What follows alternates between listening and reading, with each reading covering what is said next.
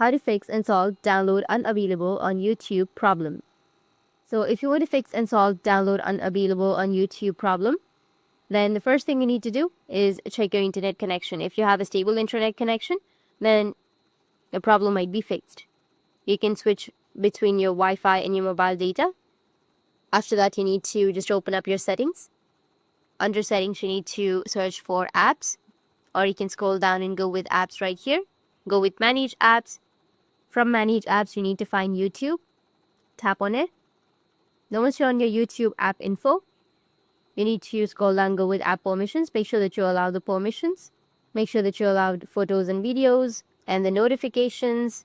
You have to allow the permission to camera, contacts, location, microphone, each and every option right here. After that, you have to go to the option of set as default and make sure that you've enabled open supported links. Now you can go back, go with clear data, which is on the bottom right, and then tap on clear cache and tap on OK. And the last thing you need to do is open up your Play Store and make sure that you don't have any updates, because if you have any updates, you need to go and update your YouTube and your problem will be fixed. That's it, and if you have any questions, feel free to comment below. Thanks for watching.